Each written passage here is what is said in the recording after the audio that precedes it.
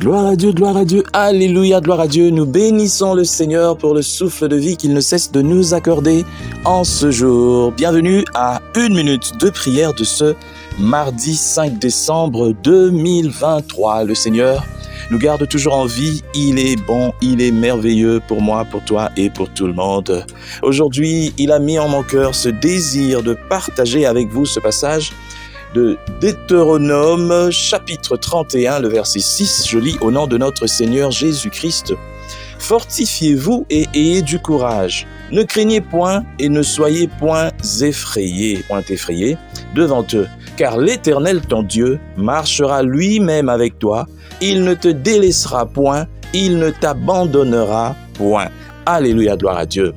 L'Éternel, ton Dieu, ne te délaissera point, il ne t'abandonnera point, ne sois pas effrayé par eux. Bien-aimés dans le Seigneur, bien de fois, nous sommes face à des situations qui nous terrifient. Et nous voyons bien qu'ici, Moïse est en train de parler aux enfants d'Israël en leur donnant des consignes, en leur donnant le message qui vient de l'Éternel. Parce que Moïse était à la fin de sa course et il devait passer le flambeau à Josué. Alors Moïse en train de parler aux enfants d'Israël et de les exhorter parce qu'il y avait beaucoup de défis devant eux. Il y avait des peuples devant eux. Ils devaient affronter ces peuples et gagner des terres. Alors le peuple savait que Moïse, c'était cet homme qui parlait avec Dieu. Alors il se disait, mais si Moïse ne traverse pas le Jourdain avec nous, nous sommes foutus. Mais Moïse leur dit non, Josué sera là.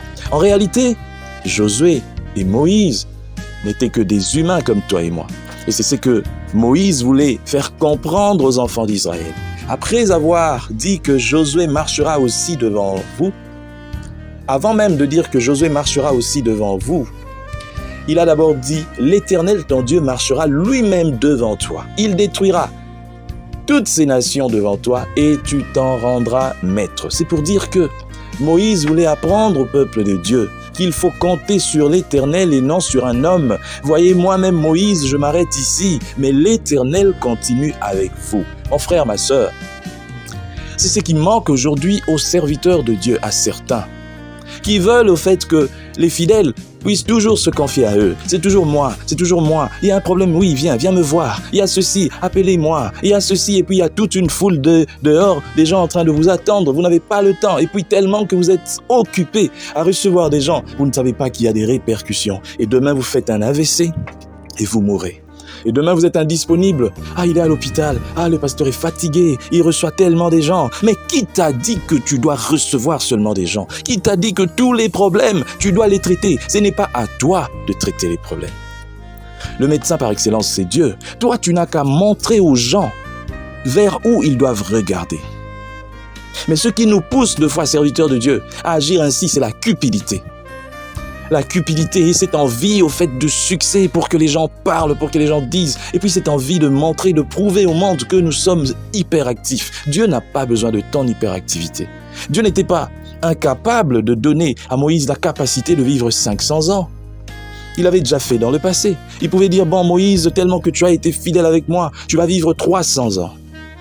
Mais non, Dieu avait compris que si je laisse cet homme vivre comme ça, il finira lui-même par croire qu'il est un petit Dieu. Et le peuple fera de lui un Dieu. Je dois le retirer. Il faut qu'il y ait quelqu'un d'autre. Mon frère, ma sœur, serviteur de Dieu, servante de Dieu, si tu ne veux pas préparer des gens, sache que cette préparation se fera d'elle-même. C'est Dieu qui va te changer. Dieu va te retirer pour mettre quelqu'un d'autre. Tu n'es pas éternel. Tu penses que non, c'est moi qui ai bâti cette église. Elle est tellement grande, je ne peux pas laisser. Tu ne veux pas former quelqu'un. Ne t'inquiète pas. Ce ne sera même pas ton fils, peut-être ni ta fille qui prendra ce ministère. Quelqu'un d'autre que tu ne veux pas former, mais qui viendra et prendra ce ministère. Parce que toi, tu penses que c'est toi qui es à la base, c'est toi qui es à la tête, c'est toi qui fais tout. En réalité, c'est pas toi. Puisque tu ne veux pas reconnaître, Dieu te mettra à côté. Voilà pourquoi il y a des serviteurs de Dieu qui sont frappés. AVC, accident, des genres de choses, parce que tout simplement, ils doivent être mis de côté pour que Dieu puisse montrer à ce peuple que c'est moi qui agis. Chers serviteurs de Dieu, chers servantes de l'Éternel, montrez à vos fidèles que c'est Dieu qui agit. Lorsqu'ils auront de problèmes, ils se retourneront vers Dieu et non vers vous parce que vous ne pouvez pas recevoir tout le monde. Tu as une église de 20 000, 30 000 personnes. Tu veux devenir un petit Dieu pour qu'on vienne même toucher, je ne sais pas, le pan de ta robe ou de ton pantalon. Mais apprends à ces gens à regarder vers Dieu.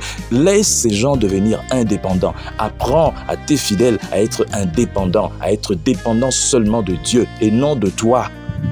Tant que tu vas agir comme ça, sache que tu te fais toi-même remplaçable et tu seras remplacé, que tu le veuilles ou pas. Chers frères et sœurs, regardons vers l'Éternel. J'appelle au fait le peuple de Dieu en entier de regarder vers l'Éternel. Ce n'est pas moi qui ai votre solution, qu'il est dans le sens d'avoir. Et puis ce n'est pas moi qui suis votre solution. La solution, c'est Jésus-Christ. Je vous aide seulement à fixer vos regards vers lui. C'est ça, c'est que l'Éternel me demande. Parce que moi, je ne suis qu'un homme. Je suis pécheur par essence. Dieu m'a sauvé et je suis déclaré juste grâce au sacrifice de Jésus-Christ, mais je ne peux pas sauver quelqu'un. Il n'y a que Dieu qui m'a sauvé, qui peut aussi vous sauver. De tout ce que vous avez comme problème, comme difficulté, il n'y a que Dieu qui peut le faire. Même si moi je peux prier pour vous, mais c'est Dieu qui exauce la prière. Regardez vers ces dieux, regardez vers ces dieux. Et moi et tous les serviteurs de Dieu, nous sommes limités, mais Jésus-Christ ne sera jamais limité parce qu'il est le commencement et la fin de toutes choses. Alléluia. Au nom de Jésus, nous prions. Merci Seigneur pour ce rappel. Nous voulons Seigneur être les serviteurs des dieux qui ne s'accaparent pas de tout, qui ne veulent pas garder l'honneur, la gloire et toutes choses. Non, l'honneur, la gloire te reviennent, c'est à toi Jésus. Aide-nous seulement Seigneur à être des personnes qui montrons aux autres, à tous ceux qui nous suivent, de suivre ta voie. Ce n'est pas nous Seigneur, mais c'est toi.